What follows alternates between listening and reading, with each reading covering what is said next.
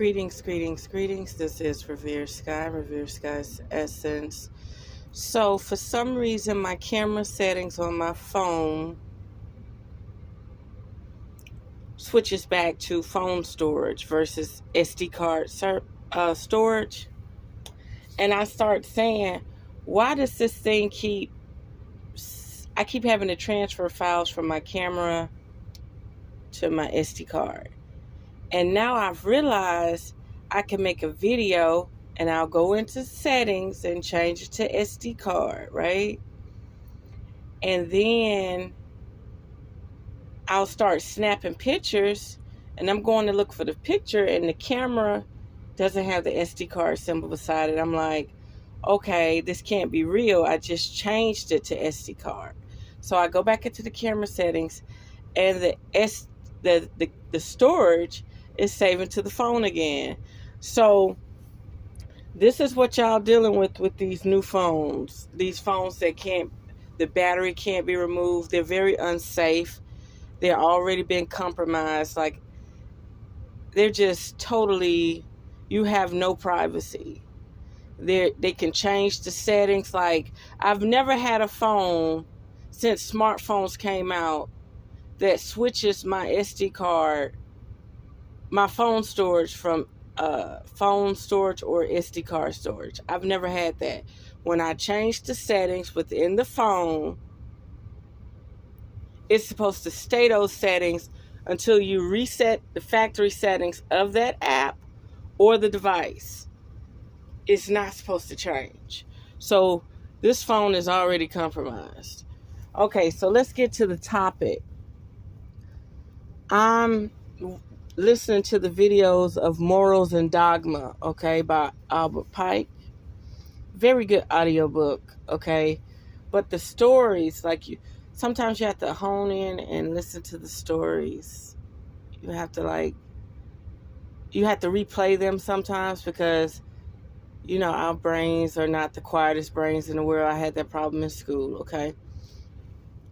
But there's one that we need to talk about: sowing your seeds.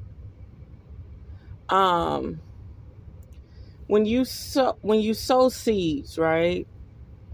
When you plan,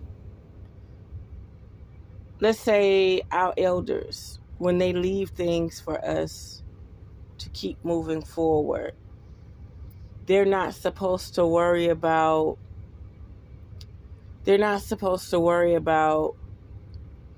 who's going to benefit from those seeds in the future. They're just supposed to sow the seeds, and when the seeds grow, God would choose who benefit from those seeds. That's what this Morals and Dogma claim. Need not expect to gather. Now, I didn't write this verbatim. I wrote it so that I could understand it. Need not expect to gather when it's time to gather. It does not concern you. No, it does not concern us to know.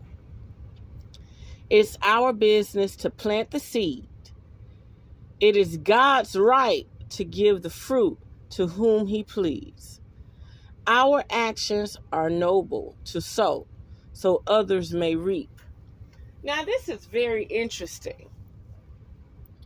You can work hard. You can have a factory. You can work from the bottom, but you may put yourself in a position so that your whole family benefit from the factory in the future, or vice versa with a farm, or vice versa with a product. Very simple product, but the product can be patented and this and that and, manufactured, and it benefits. Sometimes you can put the benefit in a direction, but who reaps from the benefit, you'll really never know, okay? Another thing about Morals and Dogma, okay? It trips me out the way it always talk about protect your family, protect your elders, don't disrespect them.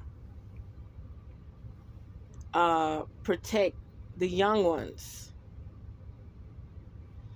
So when you think about Masonic order, occultism, secret societies, if they are really training these people to protect their family and home and their children, and they're not actually in a public society, think about it long and hard. That's like morals dealing with Christianity or a religion. They have morals. So if you don't have any boundary or any type of moral, you have no foundation. You have no goals. You have no agendas. So when a broke witch or a broke warlock or a broke nomad looks at a Christian and say, they're not doing everything they're supposed to be doing spiritually, but they are thriving in abundance. You can say the devil is paying them, you can say God is paying them, but this is key. They have morals, they have boundaries, they want things in life, they feel like they should reap the benefits of having morals. Spirituality is all over the place. So you have these scholars in the past that created groups, whether that be through religion or whether that be through occult societies. And they created morals and standards, because if your family doesn't have a foundation and stability, how on earth can you move up the ladder? How can you thrive if you cannot create your own government within your household? Remember this, in the morals and dogma and in Rosicrucian, they talk about judicial branch, legislation branch, and executive branch. You have to put these morals within your household, within your structure. Okay? You got to have your own court, your own human, natural law, cosmic law, galactic law, universal law within your own court. And if you don't understand that, then you are governed and controlled by another entity, another group. So what makes this bad? You know how you think about Illuminati, you think about Masonic. There's a dark side to all of this. But these are morals that should be thought out and practiced, no matter how deep and dark the rabbit hole goes, no matter how often they take their code and honor and want to do some type of ritual and some type of sacrifice. That's their business. But for Albert Pike to say in half of the book, that you need to focus on family, your children, planting seeds and allowing them to grow. Don't worry about harvesting. Don't worry about reaping the benefits. Plant the seeds.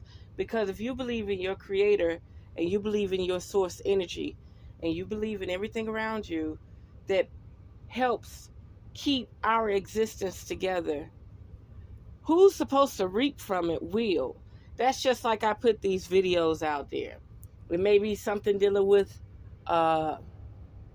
natural health, something dealing with spirituality, something just mundane and domestic, dealing with everyday life. But I'm planting these seeds. I'm allowing these people to know that they're not the only one that are concerned about these certain things. Maybe I can ignite a flame in somebody, right? So When I mentioned this Albert Pike or Masonic Scottish rites or York rites and all this and that, and the esoteric side of it, the first thing my associate said was, people are going to talk bad, this, that, and the other. They're going to put Jesus first, this, that, and the other. Soon as I posted the image of the book, the guy said, Jesus Christ first. First of all, you read your shit out of a book, and I'm reading my shit out of a book. So, would you know Jesus if it wasn't in a book? No, you would not. The words in those Bibles are so discombobulated. When you read scholarly, it's more straightforward. You get what I'm saying?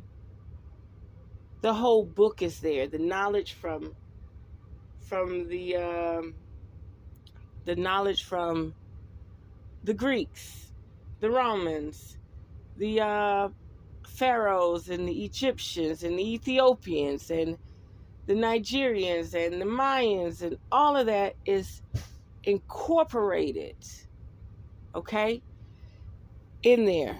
So remember, morals is everything. Even if you're spiritual, even if you're boho, even if you're a nomad, even if you decide that you want to walk away from everything, understand the reason why you're walking away, because you have a level of morals. And you're not allowing certain dogmatic situations, precisely religion or the system itself and how it was set out to train us and keep us confined. You're not allowing that to get in your way. There's different levels to dogma. Dogmatic situations are different from just dogma. Dogma deals with your thought process, your not exactly religion. It just deals with your morals, basically, how you think, how you process things. And it deals with culture, what was set out for you from these dead people, these ancient people. Okay? But it shocked me. I kept saying, why do these people have so many morals and so high standards, but all you see is the filth on social media, Hollywood? You know, people talk about Satanism and stuff. Like, you don't never see them come out with a celebrity with a God and a Jesus and angels. You always see them come out with the devil, demons, and ghosts and reapers. So it's very interesting. It's like, haha, Christianity, God, Jesus. Yeah, y'all working them streets, but we work in the minds of the people who turn on this radio, this TV, this social media. We are in their minds. We are in their bodies. We control their soul. We control their spirit. And you say, well, wait a minute. You can tell that a lot of people have their own morals and standards, but they have their own secret societies in the process.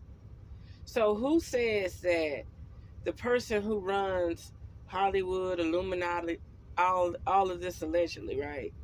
Who say that they can't still use Albert Pike, Tesla, and everybody else morals and standards to create their perception on humanity?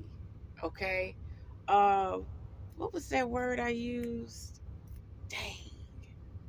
But yeah, in Rosicrucian, they speak and say how you feel, how you believe things is supposed to actually reflect and create a community of people that think and feel like you. So Hollywood Satanism and all of this going to do what it want to do. You know what I mean? They're going to do it too. And they're going to use the occult standard, the secret society standards, just like anybody else. And they have to make sure that these people that come in have values and morals to a certain degree for their family and friends until, sacrifice takes off, I guess. But it's funny how this book, 50% of it talks about family and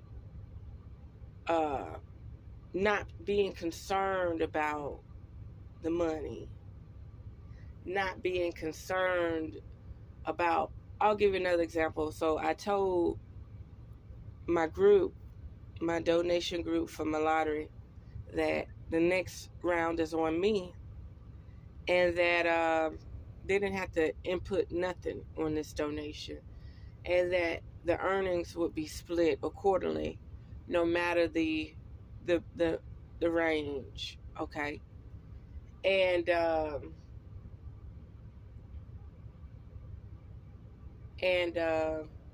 that's what I mean. I wouldn't care if I hit 25 million, 40 million.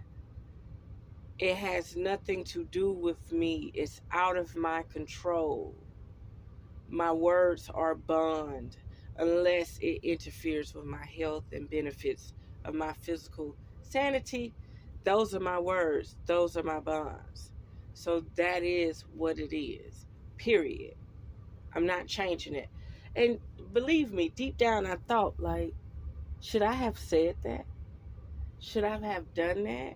No, the same way that person swept up whatever they swept up and put the dollar in the trash and just left it there. They could have kept this dollar, but they didn't. Okay? The same way they turned their back, the same way I have to shove them their pot of gold. I take my part and go on about my business. Word is bond. That's trial and tribulation. Okay? Now, I want to read this one more time. Need not expect to gather when it's time to gather. It does not concern us. To know it is our business to plant the seed, it is God's right to give the fruit to whom he pleases. Our actions are noble, to sow so others may reap. Ain't that something? But that's another thing I wanted to say. In these societies, sow so others can reap. Now, all you hear is about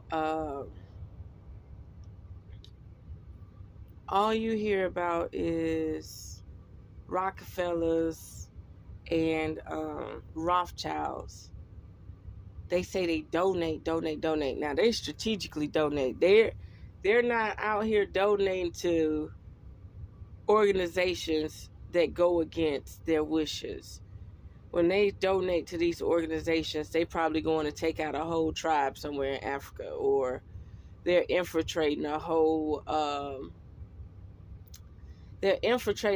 land or country somewhere else, like South America, Mexico. You know what I mean?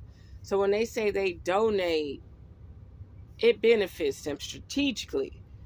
So these rules and regulations and this training on the psyche, it works. It works. It makes a lot of sense. But when you look at the world and you look at the crumbs and you look at the way your mind thinks, you got to get these basics down. Okay? You got to get these basics down. And people are going to prey on your kindness. So should everything you sow, you should give away and let somebody else reap? I beg to differ. I don't think you should. Because they're not. All these elitists, dark shadow working people, they benefit from our currency, our energy flow, our incompetence, our stupidity. our our nigger mentality, or should I say nigger mentality, our cracker mentality. All this is allegedly. Our stupidity, okay? Our lack of knowledge for their gain, okay? Rosicrucian talk about you shouldn't worry about the power or the title. You should only worry about trying to tap into other dimensions while living your normal, mundane life. It's interesting though. Should you sow and then reap the benefits of everything? Because they always speak and say that these elitists who monopolize banks and resources do a lot of charity work. But do we actually see that charity work? And we, as the indigenous people of the land, why should we even have to? The heirs, why should we even have to live off charity? Why don't we have the mindset to do exactly what they're doing? So there's a lot of witchery and warlock and sorcery being done. A lot of taintedness and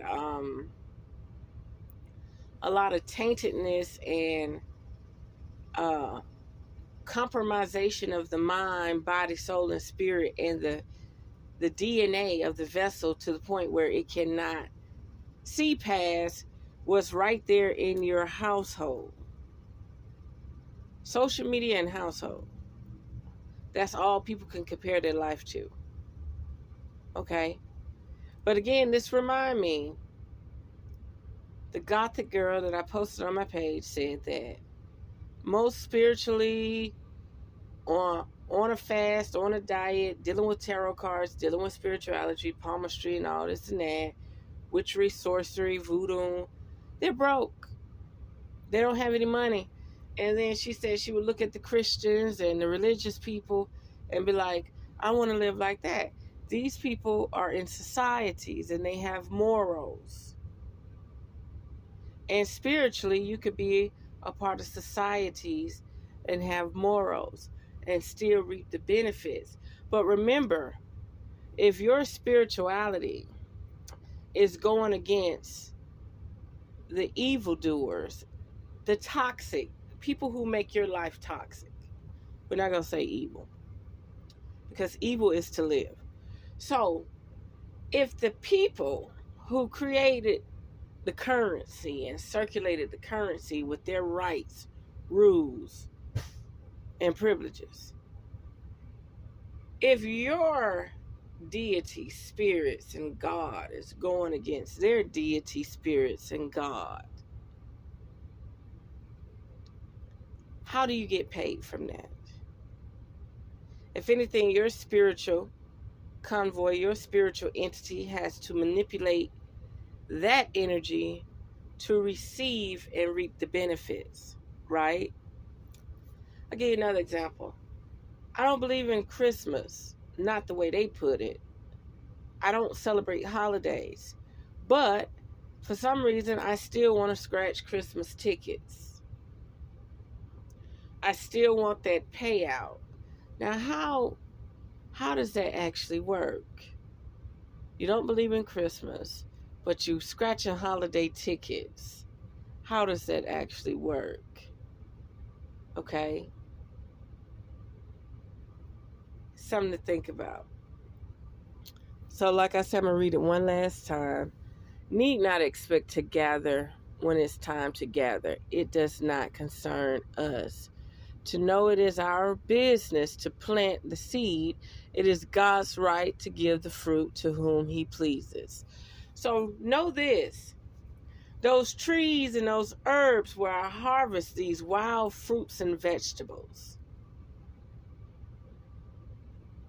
those trees probably been there over 100 years, or that seed has been sowing, and that soil has been turned over for thousands of years. And finally, here I am in 2023, a little melanated indigenous girl from the Southeast is actually reaping the benefits. Now, God or whoever, the vegans or whoever planted these seeds or did the agriculture and the vegetation of this planet, do you think they were thinking about me when they did that? Do you think they was thinking about all the people that were disconnected from natural resources? No. It was put in place so we can use it. When God said, you have eyes and ears to see, taste, a mouth, and I'm giving you access. My creator, my source, I'm giving you access to these benefits.